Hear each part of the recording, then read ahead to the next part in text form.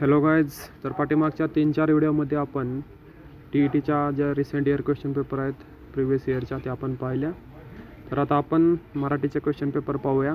तर आपल्याला क्वेश्चन आहे एक पुढील उतारा वाचून दिलेल्या प्रश्नांची उत्तर द्यायची आहे. तर आपल्याला उतारा दिलेला आहे. ज्यावेळेस असा उतारा येतो त्यावेळेस तो पहिल्यांदा पूर्णपणे वाचून घ्यायचा. तर उतारा आहे, फ्रेंच माणूस आपल्या स्वतःच्या भाषेवर बेहद प्रेम करतो. भाषा ही त्याच्या प्राणासारखीच. तो जगतो किंवा झुरतो तो तिच्यासाठीच. हिचे पुत्र आम्ही हिचे पांग फेडू असं तो केव्हा कवितेत म्हणत नाही, तर तिच्या संवर्धनासाठी आणि प्रसारासाठी तो मिशनरी वृत्तीने झटतो आणि प्रसंगी झगडतोय. एखादा नवीन शब्द शब्दकोशात समाविष्ट करून घ्यायचा असेल तर त्यासाठी सर्वोच्च फ्रेंच अकादमीची मान्यता मिळवावी लागते. सर्व प्रकारच्या अग्निपरीक्षेतून पार पडल्यानंतरच या शब्दाला शब्दकोशात मानाचं स्थान मिळतं. भाषा हे संपर्काचं एक साधन आहे, तेव्हा भाषेला अभिमानानं माणसानं माथेफिरू होऊ नये हे खरं आहे. परंतु त्याचबरोबर भाषा ही समाज पुरुषाच्या जीवनाला चेतना देणाऱ्या रक्तासारखी आहे. ती दूषित होणार नाही याकडे लक्ष पुरविणं आवश्यक आहे. फ्रेंचप्रमाणे जर्मन लोकांनाही आपल्या भाषेविषयी प्रेम आहे. आपली भाषा इतरांनी शिकावी म्हणून त्यांनी जगभर केंद्र काढले आहेत, परंतु त्यांच्याबरोबरच अन्य भाषांवरही त्यांचं प्रेम आहे. जर्मन पंडितांचं संस्कृत भाषेवरचं प्रेम सर्वज्ञात आहे.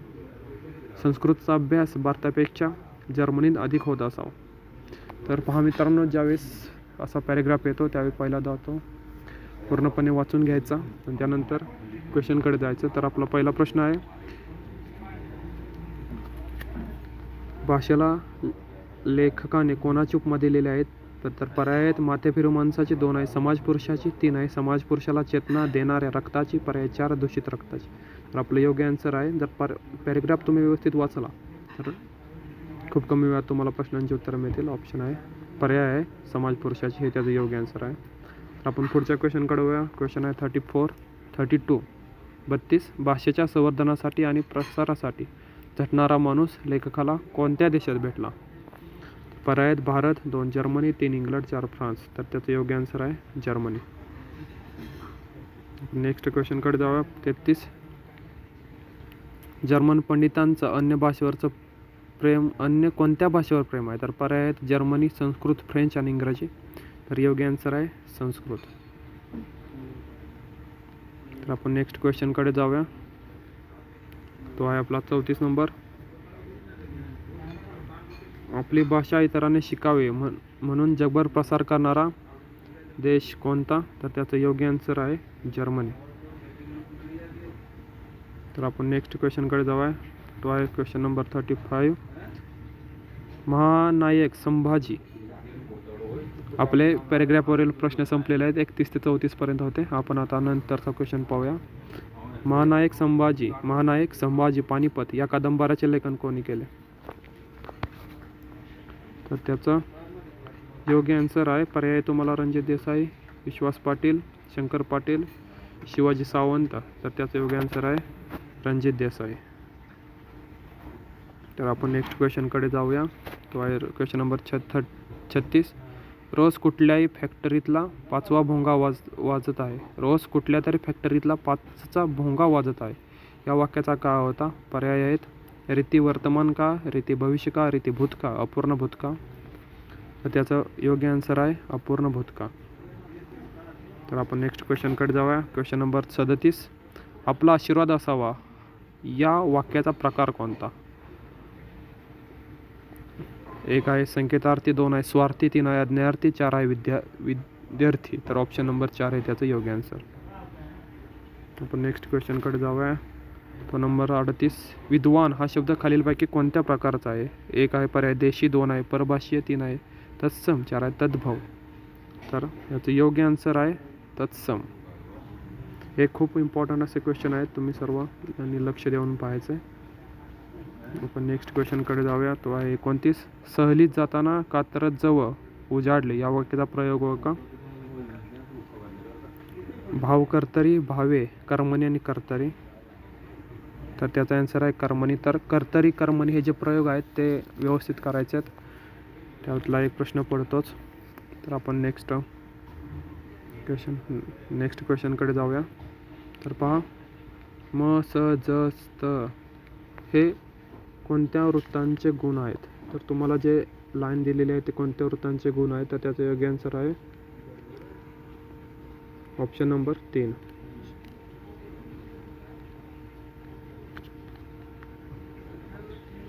तर आपण पुढील प्रश्नांकडे जाऊया. तो आहे प्रश्न नंबर 41. पुढीलपैकी संधी विग्रहाच्या नियमानुसार गटात न बसणारा शब्द. दुष्काळ, दुर्जन, निष्कारण आणि निष्फळ. तर त्याचे योग्य आन्सर आहे निष्फळ. आपण नंतरचा खूप प्रश्न पाहूया. 42. नागनाथ कोल्हापल्ले यांच्या पुढीलपैकी कोणत्या साहित्य कृतीला राज्य शासनाचा पुरस्कार प्राप्त झाला आहे? पहिला आहे मूडस, 2 राजधानी, 3 गांधारचे डोळे, 4 आहे ज्योती पर्व. तर ऑप्शन नंबर 4 आहे त्याचं योग्य आन्सर आहे. आपण पुढील जाऊया.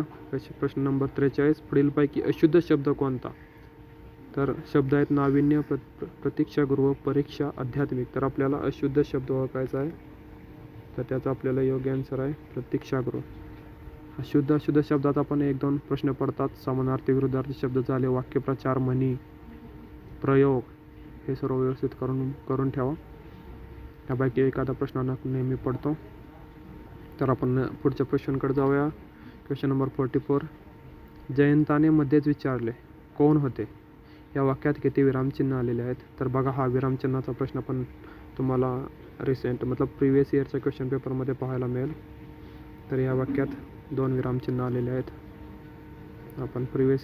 आपण नेक्स्ट क्वेश्चनकडे जाऊया. क्वेश्चन आहे 45. पुढील शब्दाचा समानार्थी नसलेला शब्द ओळखा. बघा, तुम्हाला मी आत्ताच बोललेलो की समानार्थी शब्द झाले, विरुद्धार्थी झाले, वाक्यप्रचार झाले, म्हणी झाले, प्रयोग झाले, काळ झाले, ह्यातला प्रश्न नक्कीच पडतो. तर पहा, अश्व या शब्दाचा कोणता समानार्थी शब्द नाही आपल्याला ते पाहायचं आहे.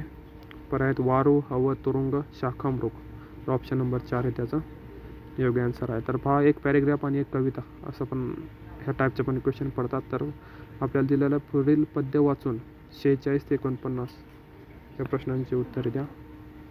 तर पद्य तुम्ही वाचून घ्या. पीक खुशीत डोलतं या भारी, भरला आनंद समद्या शिवारी, बघून पाचूच रान आमचं हरपलं देहभान. आज रानाची शोभा न्यारी, आल्या सरसर भुईवरी धारा, ताप मातीचा सरला सारा. समद शिवार फुलून आलं, बघून मन हे भुलून गेलं, गेला भुलून दिशा विचारी. दाट पिकांनी सजली शेत, पीक मजेत गिरकी घेत, गार वार हे झुळझुळ वाहत, पानापानात गाणी गात, गाती पानात पाखर ही सारी. काया आईची कराया पूजा, राब राबला शेतकरी राजा, उन्हातानात घामत्यानं शिपला, मोत्यांच्या मातीत पिकला, आली सोन्याची दौलत दारी. तर पहा, आपल्याला हे असं पद्य दिलेलं आहे. आपण प्रश्न पाहूया. प्रश्न 46. शेतकरी काया आईची पूजा करतो. शेतकरी काया आईची पूजा करतो म्हणजे काय करतो? तर तुम्हाला पद्य व्यवस्थित वाचल्यानंतर पाहायला मिळेल किंवा आपल्याला पर्याय आहेत. शेतात कष्ट करतो, काया आईची ओटी भरतो, रानात पूजा करतो, शेतीला आई मानतो. तर याचं योग्य आन्सर आहे शेतीला आई मानतो. तर आपण पुढील क्वेश्चन पाहूया. शेतातील पिके पाहून कोणाचे देहभान हरपते? पर्याय निसर्गाचे, 2 पावसाचे, 3 शेतकऱ्याचे, 4 वाऱ्याचे. तर त्याचं योग्य आन्सर आहे शेतकऱ्याचे. आपण पुढील क्वेश्चनकडे जाऊया. क्वेश्चन नंबर 48 आहे. कवितेतील मोत्यांचा माळा हा शब्द समर्पक काय?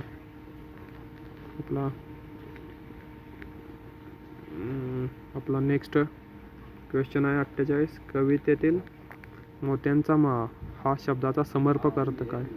ऑप्शन आहेत पाखरे, झरा, शेतीतील पीक आणि संपत्ती. तर त्याचं योग्य आन्सर आहे शेतीतील पीक. तर आपण पुढील क्वेश्चनकडे जाऊया. Question number 39. कवितेत कोणत्या अनमोल हरित रंगदर्शक रत्नाचे नाव आले आहे? 1 आहे पाचू, 2 मोती, 3 सोने, 4 माणिक. तर तुम्ही पद्य व्यवस्थित वाचला तर तुम्हाला पाहायला मिळेल की पाचू हे हरित रंगदर्शक रत्नाचं नाव आहे. तर आपण पुढील प्रश्नाकडे जाऊया. आपला पुढील प्रश्न आहे, तर जहाल या शब्दाचा योग्य विरुद्धार्थी शब्द कोणता? बघा, मी 2 मिनिटापूर्वीच तुम्हाला सांगितलेलं विरुद्धार्थी शब्द, समानार्थी शब्द हे नक्की येतात. तर आपला 50वा प्रश्न आहे, जहाल या शब्दाचा योग्य विरुद्धार्थी शब्द. तर पर्याय आहेत उग्र, तिखट, मावा आणि जलाल. तर आन्सर आहे मावा. आपण पुढील क्वेश्चनकडे जाऊया. पुढील मन पूर्ण करा. पदरी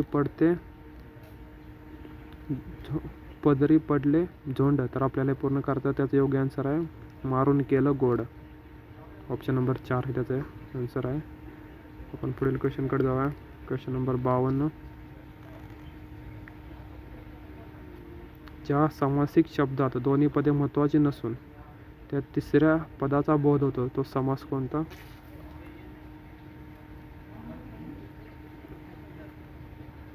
तर पर्याय आहेत अव्ययीभाव, बहुव्रीही, द्वंद्व आणि तत्वपुरुष. तर ऑप्शन नंबर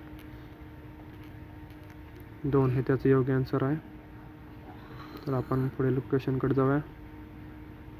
53. पुढील भाववाचक नसलेले नाम शोधा. भव्यता, सौंदर्य, दातृत्व आणि स्वातंत्र्य. तर त्याचं योग्य आन्सर आहे स्वातंत्र्य.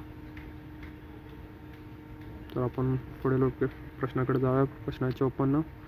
साधर्म्यावर आधारित आणि वैधर्म्यावर आधारित असे भेद कोणत्या अलंकारात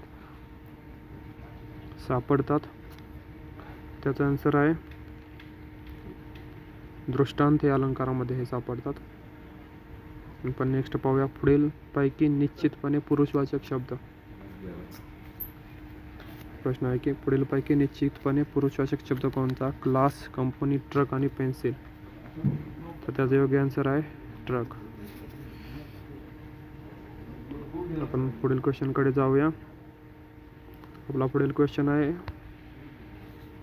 पुढीलपैकी निश्चितपणे एकवचनी शब्द कोणता? पर्याय आहेत घरे, लिंबे, फोटो आणि पिले. तर त्याचा योग्य आन्सर आहे फोटो. पुढील प्रश्न घेऊया. पुढील वाक्यातील नाम कोणत्या विभक्तीत आहे? आपला प्रश्न आहे मुलांनी आज्ञा पाळावी. पर्याय दिलेला आहे चतुर्थ अनेकवचनी, द्वितीय अनेकवचनी, षष्ठी अनेकवचनी, तृतीय अनेकवचनी. तर आपला योग्य आन्सर आहे तृतीय अनेकवचनी. आपण नेक्स्ट क्वेश्चनकडे बघूया. नोकरीला केलेला अर्ज हा कोणत्या पत्र लेखनाचा प्रकार आहे? तक्रार अर्ज, मागणी अर्ज, कौटुंबिक अर्ज व व्यावसायिक पत्र. तर त्याचा योग्य आन्सर आहे मागणी अर्ज. पुढील प्रश्न पाहूया. पुढीलपैकी कठोर व्यंजन कोणते? च, ग, ड, द. तर त्याचा योग्य आन्सर आहे च. आणि आपण शेवटच्या प्रश्नांकडे पाहूया. पुढील वाक्यात किती नामामध्ये सामान्य रूपामुळे बदल झाला आहे? शिक्षकांनी मुलाला शाबासकी दिली. 1, 2, 3, 4. तर त्याचं योग्य आन्सर आहे 2. तर पहा मित्रांनो, आपण अशा प्रकारे मराठीचा क्वेश्चन पाहिला. तर तुम्ही एक गोष्ट लक्षात ठेवायची की समानार्थी शब्द झाले, तुमचे विरुद्धार्थी शब्द झाले, समास झाला, प्रयोग झाले. तर ह्यापैकी एक प्रश्न मी नक्कीच पडतो. तर ह्या गोष्टी व्यवस्थित करा. पुढील व्हिडिओमध्ये अजून क्वेश्चन पेपर तुमच्यासाठी घेऊन येईल. तोपर्यंत थँक्यू.